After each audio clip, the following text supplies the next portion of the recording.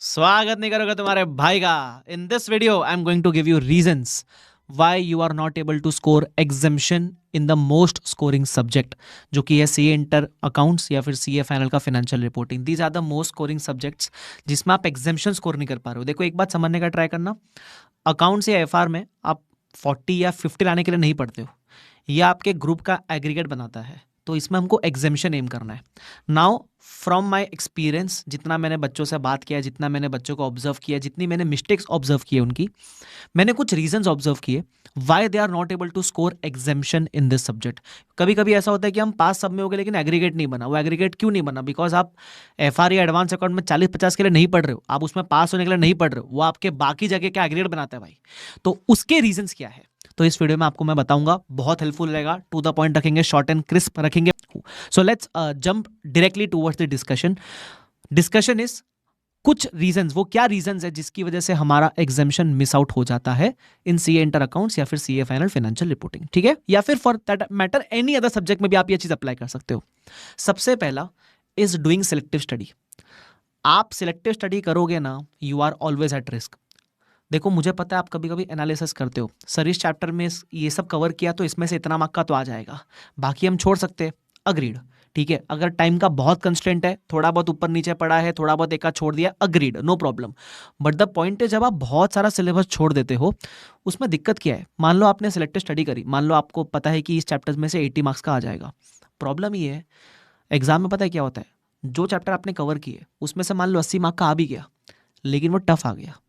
और जो चैप्टर आपने छोड़ा, मान लो उसमें से 20 मार्क का आया लेकिन वो इजी आ गया, आप फंस जाते हो। प्रॉब्लम वेटेज की थी नहीं, प्रॉब्लम जितना अपन ने कवर किया उसके वेटेज की कभी थी नहीं, जितना सोचा उतना ही आया। बट होता है ना, आईसीएसई कुछ क्वेश्चन टफ पूछता है, तो जो हमने किया था वो उसमें से टफ पूछ लिया और जो छोड़ा उसमें से इजी पूछ लिया। तो सिलेक्टिव स्टडी में हमेशा आप यहां फंसोगे, ठीक है? कि अपने आप को आपको चांस देना है कि जब मैं मान लो 90, 95, 100% सिलेबस करके जाता हूँ, सो मैं थोड़ा एक सेफ जोन में हूँ, क्योंकि फिर मेरे पास एग्जाम में जाकर ऑप्शन रहेगा कि चलो मान लो ये टफ क्वेश्चन है तो इसको मैं ऑप्शन में डाल के बाकी अटेम्प्ट कर सकता हूँ। तो doing selective study is something which you have to avoid to the maximum extent possible. I know कभी कभी टाइम का कंस्ट्रेंट है, तो हम देखते हैं कि हम क्या छोड़ सकते हैं, बट छोड़ने के चक्कर में ज़्यादा ही मत छोड़ दो। आई नो 5-10% का सिलेबस एक बफर में रहेगा, that is fine, but not more than that, ठीक है? और हो सके तो पूरा 100% कवर करोगे तो एकदम सोने पे सुहागा हो जाएगा। So first thing is avoid selective study. Second thing, मैंने जो ऑब्जर्व किया, बच्चे को समझ सब जाता है ना, क्वेश्चन भी जब एग्जाम में देखता है तो उसको लगता है अरे ये तो क्वेश्चन घर पे ही किया था, लेकिन there are a lot of times that you do silly mistakes, है ना? सिली मिस्टेक हो जाती है। वो पूरा क्वेश्चन सही हमने किया था, बीच में एक अमाउंट गलत ले लिया और पूरा आंसर रॉन्ग हो गया और 8 में से मिला 2 मार्क 3 मार्क, और वो बाद में हमको रियलाइज होता है कि यार तो सिली मिस्टेक हो गई। अब सिली मिस्टेक अवॉइड करने का तरीका क्या है? राइटिंग प्रैक्टिस, जिसकी आप घर पे थोड़ी सी भी कामचोरी करोगे तो काम खराब हो जाएगा। So lack of writing practice is something which you have to avoid again while doing your revision. कभी कभी क्या होता है, हम गो थ्रू कर लेते हैं। आई नो अगर अकाउंट्स में 1000 क्वेश्चन आप 1000 के 1000 लिख के नहीं कर सकते, बट जितने भी आपको लगता है कि ये ए कैटेगरी क्वेश्चन है उसको तो लिख कर करना चाहिए ना। जैसे फॉर एग्जाम्पल जब मैं रिविजन करवाता हूँ, I tell you which are the LDR question, उन 1000 में से मैं आपको 200, 250, 300 क्वेश्चन बता रहा हूँ, एटलीस्ट उसको तो आप रफ में लिख कर प्रैक्टिस करो ना यार। बिकॉज देखो, सिली मिस्टेक तो होना है।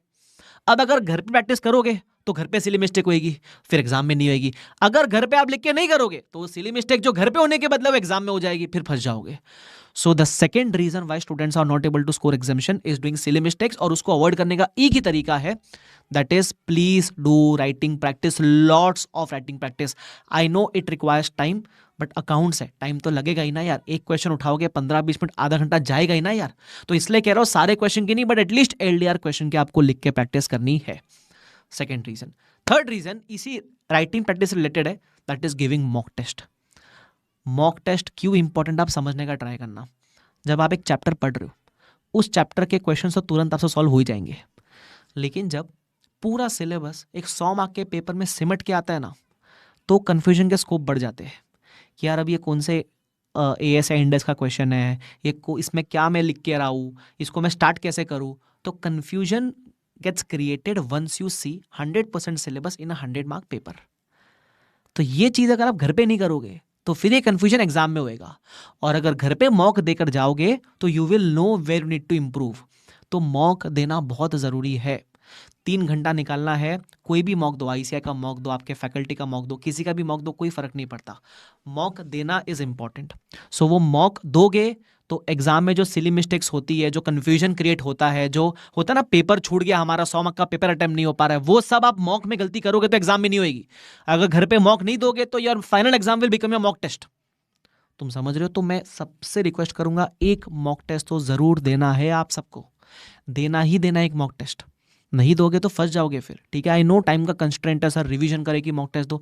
अरे एक जब रिवीजन हो जाए सब्जेक्ट का, 3 घंटे निकाल कर दे दो ना मॉक टेस्ट, यार क्या जाएगा तुम्हारा, प्लीज़ लिखो। और मॉक टेस्ट से ज़्यादा हवा में उड़ना भी नहीं है देने के बाद अच्छे मार्क्स आए तो, और मॉक टेस्ट देने के बाद डीमोटिवेट भी नहीं होना। आप ऐसा समझो, अगर मॉक टेस्ट में मार्क्स कम है तो ये मार्क्स आपके एग्जाम्स के हो सकते थे, at least you have time to improve ना। तो third reason is please give mock test as well, ठीक है। उसके अलावा मैंने एक चीज़ और ऑब्जर्व की है कि एग्जाम में जाके पेपर छूट जाता है। अकाउंट्स और एफआर ये तो ऐसे पेपर है, भले स्कोरिंग है लेकिन बहुत लेंदी होते हैं।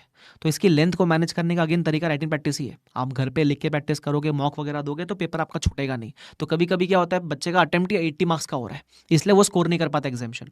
तो कोशिश करो आप प्रैक्टिस वगैरह करोगे तो it is a by product. मतलब एग्जाम में अगर पेपर कंप्लीट करना चाहते हो तो उसकी तैयारी आप घर पे रिविजन में, राइटिंग प्रैक्टिस से, मॉक टेस्ट वो सबसे करोगे। तो अगेन वो इट इज इंटरलिंक्ड, ठीक है, ध्यान रखना। लास्ट थिंग जो मैं आपको एक बोनस टिप देता हूँ, एक बोनस टिप, मतलब अगर किसी बच्चे को मान लो 55 आया, उसको 55 से अपना स्कोर 65 70 पे लेके जाने का, वो 10-15 मार्क कैसे बढ़ाए। सुनना मेरी बात ध्यान से, कभी भी अगर एग्जाम में कोई एएस या इंड एस का क्वेश्चन आता है, प्लीज़ उसको आंसर करने के पहले उस रेलिवेंट कंसेप्ट के बारे में 2-4 लाइन का थियरी लिख कर आओ। लोग थियरी लिखते ही नहीं है, ठीक है। मतलब मान लो एग्जाम्पल देता हूँ, फॉर एग्जाम्पल पीपी एएस भी है, इंड एस भी है, बराबर। तो मान लो उस पर क्वेश्चन आया पीपी के ऊपर, कंपोनेंट अकाउंटिंग पे क्वेश्चन आया, ठीक है। कंपोनेंट अकाउंटिंग में क्या होता है, तो इसके बारे में, इसका क्वेश्चन सॉल्व करने के पहले 4 लाइन लिखो इसके बारे में। सर क्या लिखे वही तो नहीं समझता ना। अरे कंपोनेंट अकाउंटिंग तुमको मतलब नहीं पता क्या? कंपोनेंट अकाउंटिंग का मतलब होता है कि जब एक असेट के अंदर मल्टीपल कंपोनेंट्स है विद डिफरेंट यूजफुल लाइफ, उसको अलग से डिप्रिशिएट करो, पहली लाइन। दूसरा, अगर कोई कंपोनेंट रिप्लेस करोगे तो नया वाला वैल्यू ऐड करने का, पुराना वाला वैल्यू माइनस करने का। मतलब जो हम रियल में प्रोसीजर में करते हैं, बस उसी को अपने अपने शब्दों में इंड एस के नाम नंबर के रेफरेंस के साथ लिख कर आना है। आप ये क्यों सोच रहे हो कि मेरे को वर्ड टू वर्ड लिखना है, वो तो कोई भी लिख नहीं पाएगा, बट अपने ओन वर्ड्स में 3-4 लाइन तो लिखो।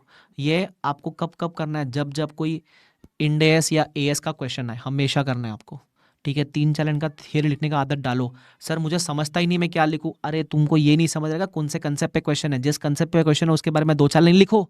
और जब घर पे आप राइटिंग प्रैक्टिस कर रहे हो तो वहाँ हैबिट डालो वो वाली। I have seen students same to same, मतलब एक तरीके से एक बच्चे ने मान लो सेम आंसर प्रेजेंट किया, दूसरे बच्चे ने सेम आंसर प्रेजेंट किया, एक को मिला 6 आउट ऑफ 8, एक को मिला 8 out of 8। Why 8 out of 8? Because उसने वो थोड़ा सा एक्सप्लेनेशन दिया है, तो एग्जामिनर के माइंड में एक अच्छा इंप्रेशन क्रिएट होता है, ठीक है। So please make sure you are doing that. तो मैं आपको फटाफट से रिवाइज करा दूं, मैंने आपको इस वीडियो में क्या क्या बताया, सुनना। अभी रिवीजन करवा रहा हूँ, रिवीजन कराना भाई की आदत है तुम्हारे, ठीक है। सबसे पहला, what are the reasons of which your exemption is being denied. आप एग्जामिशन क्यों नहीं ला पा रहे हो? पहला रीजन, you are doing selective study, मत करो, मत कर लाला, मत कर। हाँ, दूसरा रीजन, आप सिली मिस्टेक करते हो, उसका अवॉइड करने का तरीका है, आप राइटिंग प्रैक्टिस नहीं कर रहे हो, प्लीज वो करो। तीसरा, मॉक टेस्ट दो। चौथा, हो सके एग्जाम में थोड़ा सा थियरी लिखो, जब भी एएस का क्वेश्चन है तभी, ठीक है, ध्यान रखना। चलो, so I hope this video was helpful. Please इस ये जो मैंने पॉइंट बताया उसको आप लिख के रखोगे तो आप बेटर इंप्लीमेंट कर पाओगे सारे पॉइंट्स को, ठीक है। And wish you all the best for studies, keep working hard.